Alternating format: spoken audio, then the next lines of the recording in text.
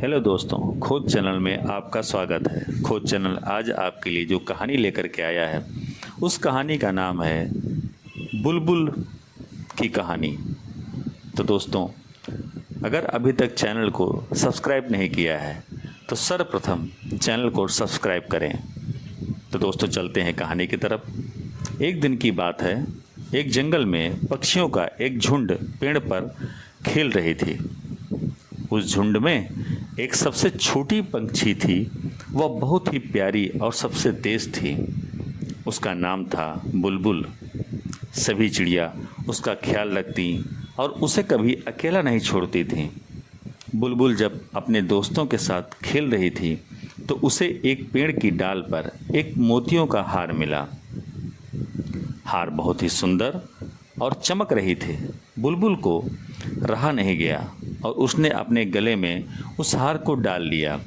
उसके साथ ही बुलबुल को हार मिलने पर बधाई देने लगे और सबने बोला कि उस पर यह हार जच रहा है। बुलबुल तुरंत अपनी माँ के पास गई, उसे यह हार दिखाई। उसकी माँ ने बुलबुल से काफ़ी पूछताछ करने लगी कि उसको यह हार कहाँ से मिला है। बुलबुल माँ से नाराज़ होकर वापस अकेले ही जंगल में चली गई और एक पेड़ की डाल पर जब बैठकर पेड़ की डाल पर बैठी ही रही। बुलबुल सोचने लगी, सभी ने मेरी तारीफ की, बस माँ को छोड़कर। उसे तो बस हार की पड़ी थी। एक बार भी माँ ने नहीं बोला कि यह हार मुझ पर कैसा लग रहा है। इतने में कुछ सिपाही वहाँ आए और बुलबुल पर जाल डालकर उसे पकड़कर अपने साथ ले जाने लगे। इधर बुलबुल की माँ उसे ढूंढ रही थी और बुलबुल उसे कहीं नहीं मिल रही थी। वह परेशान थी कि आखिर बुलबुल कहाँ चली गई। सिपाही जब बुलबुल को अपने साथ ले जा रहे थे तो एक पंछी ने देख लिया। बुलबुल को सिपाहियों से बचाने के कारण उस निर्दोष पंछी की हत्या सिपाही ने कर दी। यह देखकर बुलबुल डर गई और चुपचाप सिपाहियों के साथ चली गई। सिपाही बुलबुल को राजा के दरबार में ले गए। बुलबुल वहाँ अपने को अकेला पाकर घबरा रही थी। बुलबुल को समझ में नहीं आ रहा था कि उसे यूं दरबार में क्यों लाया गया है। तभी एक सिपाही ने बोला, हुजूर, मैंने रानी का हार चोरी करने वाली इस पंछी को पकड़ लिया है। राजा ने बोला, तुम्हें कैसे मालूम कि ये पंछी ही चोर है। सिपाही ने बताया कि चोर को ढूंढते ढूंढते वह सभी जंगल में पहुंच गए थे। तभी एक पेड़ पर इस पंछी के गले में रानी साहिबा का हार देखा, तो हमने इस पर जाल डालकर पकड़ कर आपके सामने पेश किया है। राजा गुस्से में पंछी से बोले, तुम्हारी इतनी हिम्मत कि तुमने मेरी रानी के गले का हार चोरी करके तुम उनका हार पहनकर घूम रही हो। बुलबुल बोली, राजा साहब, मैं निर्दोष हूँ। सिपाहियों से ज़रूर कोई गलती हुई है, मैं चोर नहीं हूँ।